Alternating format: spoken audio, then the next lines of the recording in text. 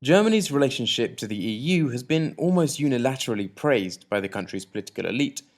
There really isn't another European example of political actors being so unanimous in their support of the European project of integration and multilateralism. The political origins of this aren't too difficult to understand, and the result of Germany's unfortunate political past has been a general weariness towards populism, despite some general discontent among the electorate. This isn't to suggest that mainstream parties are in complete agreement. Different parties, of course, have different visions for the EU. To be very brief, Die Linke, for example, a strong leftist party, stands against the Lisbon Treaty and many of the EU's economic ideals in a protest against neoliberal economics. It does not disavow the social aspects of European integration, however. The SPD and the Greens share a similar vision and advocate reform, the Greens obviously stressing environmental reforms more strongly. The CDU and the FDP seek a competitive Europe and economic progress, with the FDP advocating a European federal arrangement.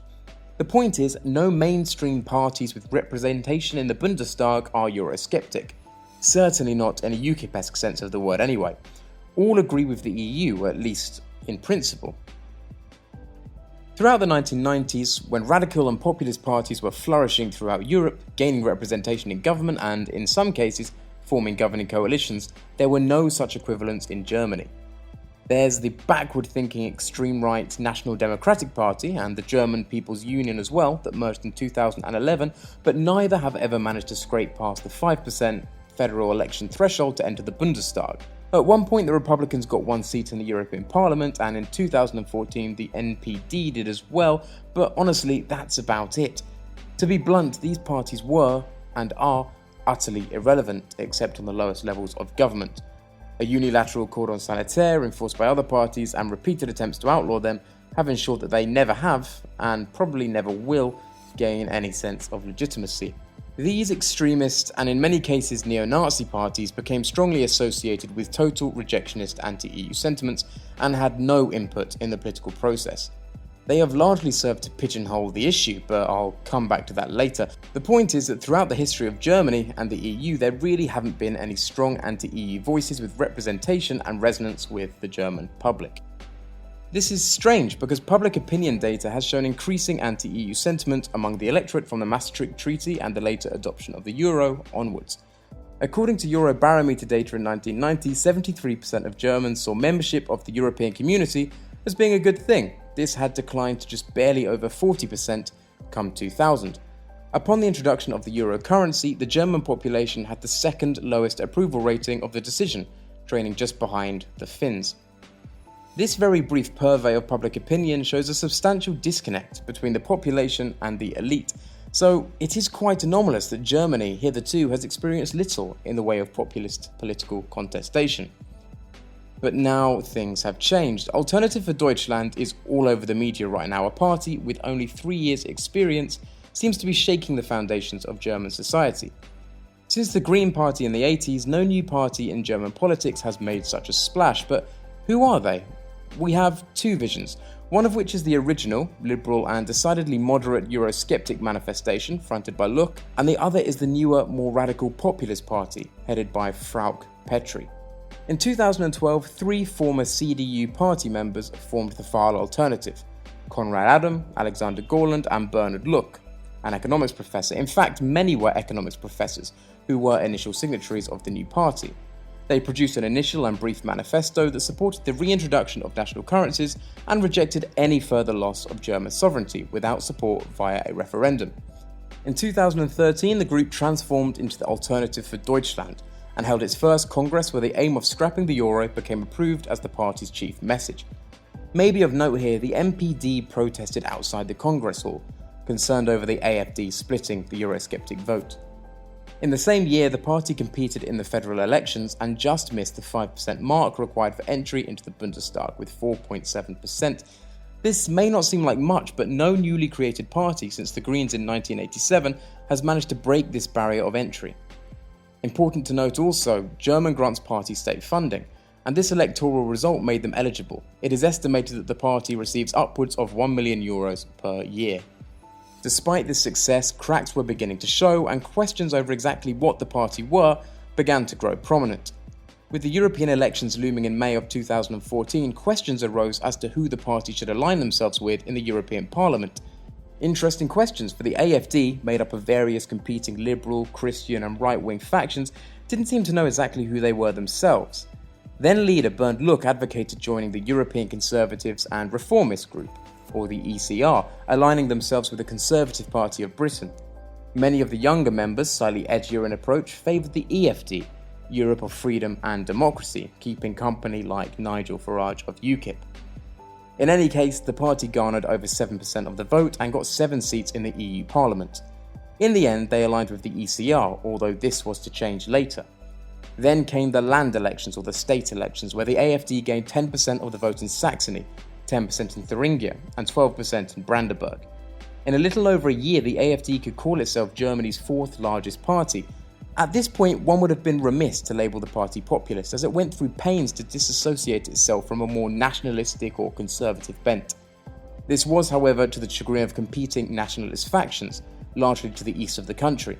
As discontent continued to boil, the party held a vote over leadership and party direction on the 4th of July in 2015, resulting in Frauke Petry becoming principal leader of the party. Lucke quit and founded a new party, the Alliance for Progress and Renewal, sticking with the AfD's original founding principles. Since then, Lucke has gone on to describe the AfD as inhumane, unbearable and cruel. And that is where he exits from this story. Frauke Petry, a science doctorate and mother of 4, took the party in an increasingly right-wing direction. The party, which had formerly refused to make allegiances with even those as moderate as Nigel Farage's UKIP, started associating formally with the radical right of Europe. In February 2016, FPO leader Heinz Christian Strache met with Frauke Petry at an AfD conference in Dusseldorf. This infuriated the ESR group of the EU, who swiftly responded by kicking out the UFD's 2 members, Beatrix von Storch and Markus Pretzel. Pretzel went on to join Marine Le Pen's European group, the Europe for Nations and Freedom, keeping the company of Flemish Vlaanders Belang, the Dutch PVV, the Italian Lega Nord, and the FPO among others, illustrating a strong ideological shift within the party. Petry has positioned herself as a populist leader, fighting for the voice of the people. Party posters read, "What's so wrong about being German?" and often exhibit pictures of Petry positioning herself as a voice against the out-of-touch establishment, something very similar to the strategy of Marine Le Pen in France. Petry tends to position herself as someone that speaks the truth that others dare not to say. To wit, we say what the general public think, but dare not voice. In 2016, the land elections saw phenomenal success for the AfD, gaining double digits in all 3 competed states. Angela Merkel and her CDU were battered into 3rd place by the AfD in Mecklenburg-Vorpommern, and the AfD here received over 20% of the vote. Also of significance was the markedly reduced vote for Die Linke in Saxony-Anhalt. In 2011, they received over 20% of the vote and secured a comfortable 2nd place. Come 2016, they were pushed back to 3rd by the AfD with an almost 10% margin. The rapid electoral success of the AfD can, in my mind, be attributed to 2 things: the composition of the party and the quick succession of the elections the electoral system within Germany allows for. The far right in Germany has traditionally suffered from extremist influence. Due to the nature of the German political climate, hardline right-wing groups suffer from severe stigmatization in Germany. Innumerable attempts to outlaw the German NPD attest to this. The result of this state and social stigmatization is a lack of professional people and moderates expressing interest in the parties. They thus become a haven for extremists with little political experience, prone to infighting and with little to lose by way of careers and social status. The AfD, on the contrary, was founded by professionals.